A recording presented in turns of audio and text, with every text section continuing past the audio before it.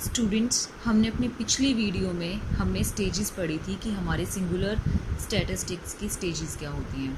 I hope you understand, आपको समझ आ गया होगा। तो अगर किसी को भी कोई प्रॉब्लम है तो प्लीज़ पूछ लेना। अब हम अपना नया अगला टॉपिक स्टार्ट करते हैं, स्कोप ऑफ स्टैटिस्टिक्स।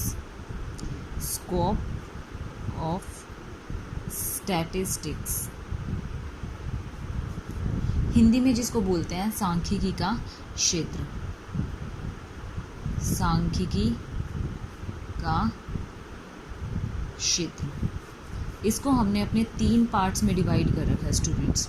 3 पार्ट्स में फर्स्ट पार्ट जो है वो आपका है नेचर ऑफ स्टैटिस्टिक्स, कि स्टैटिस्टिक्स का नेचर कैसा है। नेचर ऑफ स्टैटिस्टिक्स, कि स्टैटिस्टिक्स का नेचर कैसा है। स्टैटिस्टिक्स सांख्यिकी की प्रकृति कैसी है।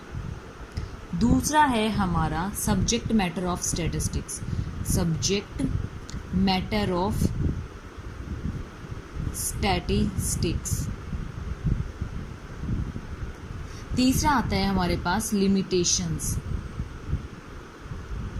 Limitations of statistics.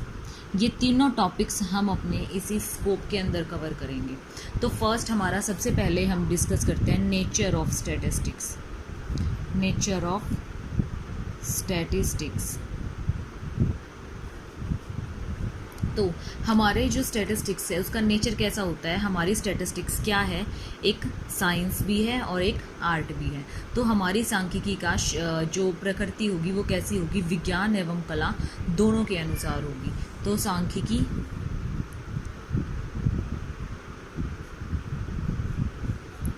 विज्ञान एवं कला दोनों हैं। तो ये थी हमारी नेचर ऑफ स्टैटिस्टिक्स। अब हमने अपने नेचर में ये पढ़ा है साइंस और आर्ट्स हैं, वो विज्ञान और कला है।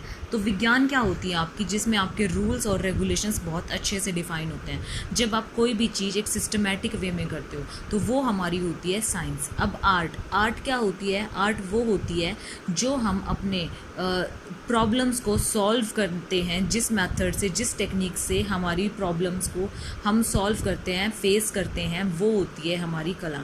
जितने अच्छे ढंग से हम अपनी प्रॉब्लम्स को सॉल्व करेंगे, फेस करेंगे, वो हमारी कला उतनी ही बेटर होती जाएगी, उतनी ही अच्छे से रिप्रेजेंट करेगी कि हम अपने प्रॉब्लम्स को कैसे सॉल्व करते हैं, कैसे उनको समझते हैं, कैसे उनका विश्लेषण करते हैं।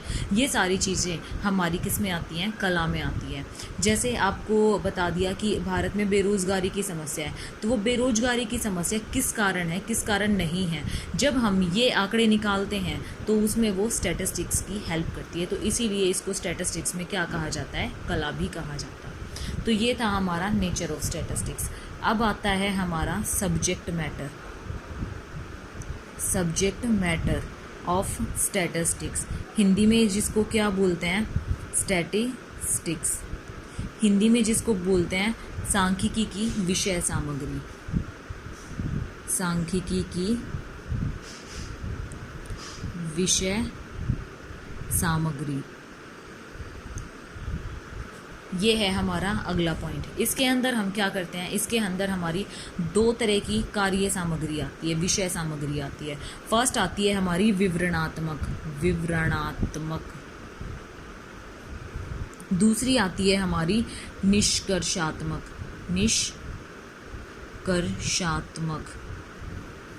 जिसको इंग्लिश में बोलते हैं डिस्क्रिप्टिव स्टैटिस्टिक्स, और इसको हम इंग्लिश में बोलते हैं इन्फ्रेंशियल स्टैटिस्टिक्स।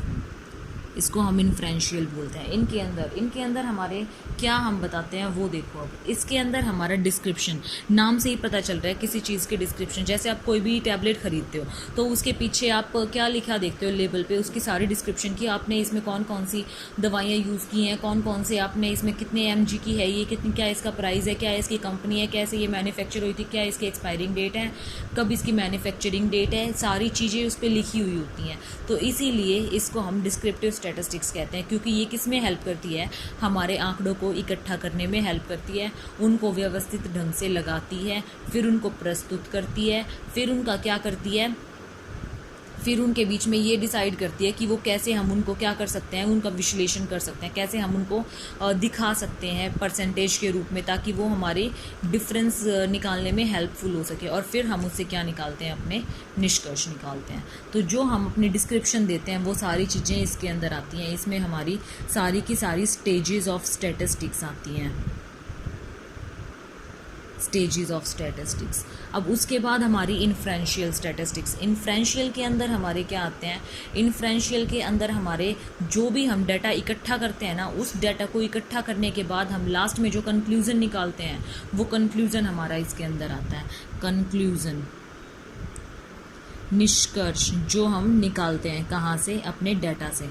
निष्कर्ष, कंक्लूज़न फ्रॉम और डाटा, वो इसके अंदर आता है। ये था हमारा आगे क्या, subject matter of statistics. First हमने डिस्कस किया हमारी सांख्यिकी का क्षेत्र, नेचर। उसके बाद हमने डिसाइड किया अपने सब्जेक्ट मैटर। अब हम डिसाइड करते हैं, अब हम अपना स्टडी करते हैं लिमिटेशंस। लिमिटेशंस, आपको पता है अगर किसी की इम्पोर्टेंस होती है तो उसकी लिमिटेशंस भी होती है। तो लिमिटेशंस ऑफ स्टैटिस्टिक्स क्या होंगी आपकी, वो अब हम वन बाय वन डिस्कस करेंगे। उसके अंदर हमारे पास फर्स्ट कुछ चीज़ें आपके पास स्टैटिस्टिक्स में क्या आएंगी, लिमिटेशंस क्या होंगी इसकी। फर्स्ट लिमिटेशंस होगी इसकी कि हम इसमें सिर्फ न्यूमेरिकल डाटा हम देख सकते हैं। अगर हम ये दे दें कि हमारा राम जो है बड़ा है, छोटा है, तो वो चीज़ें हम इसमें क्या नहीं कर पाएंगे, स्टडी नहीं कर पाएंगे। दूसरा, अगर हमें किसी के रिजल्ट्स को निकालना है तो वो हमें उसी तरह के सारे ग्रुप को स्टडी करना पड़ेगा। क्यों करना पड़ेगा, क्योंकि हम एक अकॉर्डिंग उसको निकाल नहीं सकते हैं। अगर हमें ये देखना है कि हमारी जो आय है वो हमारे स्कूल में क्या आय मिल रही है टीचर्स को, अगर हम एक टीचर की आय पूछेंगे तो उससे तो हमें पता नहीं लगता ना। अगर हम सबकी पूछते हैं, सबका डिसीजन लेके तब निकालते हैं, तो हमें ये पता चलता है कि कितनी आय है, कितनी नहीं है। थर्ड आती है हमारे जो डाटा हम रिजल्ट निकालते हैं वो कैसा होना चाहिए, एक जैसा होना चाहिए। अगर अलग अलग टाइप का होगा तो हम उससे कंक्लूजन नहीं निकाल सकते। जैसे हमने निकाल दिया श्याम लंबा है, राम मोटा है, तो क्या हम इससे कंक्लूजन निकाल सकते हैं? स्टैटिस्टिक्स में इससे कंक्लूजन नहीं निकल सकता। तो ये इसकी एक लिमिटेशंस है। अगली लिमिटेशन ये है कि इसमें जो है ना, हमारे एक्सपर्ट का होना जरूरी है। क्यों एक्सपर्ट का होना जरूरी है? क्योंकि हम पास्ट ईयर्स से अपना फ्यूचर फोरकास्ट करते हैं। अब अगला है इसमें पॉइंट कि हम अपने पिछले सालों को देखते हुए अपनी सेल्स डिसाइड करते हैं। तो अगले साल में हमारा ये भी तो हो सकता है ना, कोई मौसम की वजह से कुछ भी हो जाए, या टेस्ट चेंज हो जाए, या फैशन चेंज हो जाए, तो इसकी वजह से हमारे निष्कर्ष कई बार गलत भी हो जाते हैं। तो इसमें हम जो अगला पॉइंट है हमारा, इसमें हम जो सारे के सारे रिजल्ट्स निकालते हैं, वो रिजल्ट्स हम किस बेसिस पे निकालते हैं? वो रिजल्ट्स हम अपने एवरेज के बेसिस पर निकालते हैं। एवरेज से ही हम ये मान लेते हैं कि इतना तो निकल जाएगा। हम एक्चुअल डिसीजन या फिर एक्चुअल डाटा हम इसमें नहीं निकाल सकते हैं। तो ये थी हमारी सारी की सारी लिमिटेशंस, वो मैं आपको वन बाय वन करके यहाँ पे लिख देती हूँ। फर्स्ट लिमिटेशन है इसमें, केवल संख्यात्मक तथ्यों का अध्ययन। केवल संख्यात्मक तथ्यों का अध्ययन, कि इसमें सिर्फ न्यूमेरिकल डाटा को ही स्टडी किया जाता है। Study of numerical data only. अगर हमारे ये पूछे जाएं कि कितनी गरीबी है, या फिर किसमें कितनी ईमानदारी है, वो कितना चालाक है, या फिर कितना लंबा है, कितना छोटा है, ये सब हम इसके अंदर सारी चीज़ें हम बोल के डिस्कस नहीं कर सकते। हमारे क्या बताते हैं? न्यूमेरिकल डाटा बताते हैं सारी चीज़ें। अगली है हमारी केवल समूहों का अध्ययन। हम इसमें ग्रुप को स्टडी कर सकते हैं। अगर ग्रुप को हम इंडिविजुअल स्टडी करने लग जाएं तो उससे हमारा कोई कंक्लूजन नहीं निकल पाएगा। सिर्फ हमें ग्रुप में ही स्टडी करना पड़ेगा। थर्ड पॉइंट आता है हमारा आंकड़ों में एक रूपता। आंकड़ों में एक रूपता का मतलब है कि हमारे जो आंकड़े हैं वो एक जैसे होने चाहिए। अगर हम ये देखते हैं कि राम मोटा है, राम छोटा है और श्याम मोटा है, तो उससे हमारा डिसीजन कुछ नहीं निकल पाएगा, कोई निष्कर्ष नहीं निकल पाएगा। क्यों? क्योंकि हमारे डाटा की जो हम ले रहे हैं वो एग्जैक्ट डेफिनेशन ही गलत है। एक चीज़ को हम किसी और फैक्टर में ले रहे हैं, दूसरे को हम किसी और में ले रहे हैं, तो इसलिए हम इससे रिजल्ट नहीं निकल पाएंगे।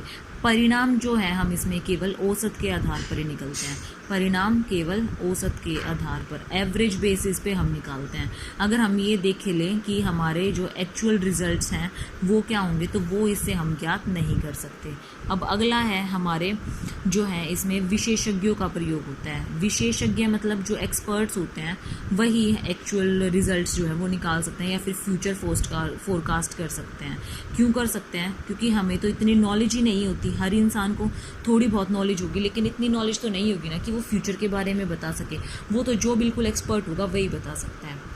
अब अगला है हमारा बिना संदर्भ के निष्कर्ष गलत हो सकते हैं। अगला पॉइंट जो है इसका मतलब क्या है, बिना संदर्भ के निष्कर्ष गलत हो सकते हैं। हमारा कई बार ऐसा होता है कि हम पास्ट ईयर्स के अकॉर्डिंग हम अपना डिसीजन ले लेते हैं कि हमारी जो फ्यूचर में है वो सेल्स क्या होंगी, बढ़ेंगी, और आगे ऐसा हो जाता है कि हमारे सीज़न की वजह से या फिर टेस्ट की वजह से या फिर किसी और रीज़न की वजह से सेल्स नहीं हो पाती, तो वो निष्कर्ष हमारे उस केस में गलत भी हो जाते हैं। अगला आता है हमारे पास 7th पॉइंट, दुरुपयोग संभव। इसका जो है वो दुरुपयोग भी संभव हो सकता है। क्यों संभव है? क्योंकि इसमें हम कहीं भी कुछ भी चेंजेस कर सकते हैं, ज़्यादा चेंज करने की ज़रूरत नहीं होती, हल्का फुल्का सा इसमें कहीं भी कुछ भी लगा के डाटा को चेंज किया जा सकता है। तो ये थे हमारे लिमिटेशंस ऑफ स्टैटिस्टिक्स। अगर आपको समझ में नहीं आए तो प्लीज़ दोबारा से पूछ लेना। Thank you.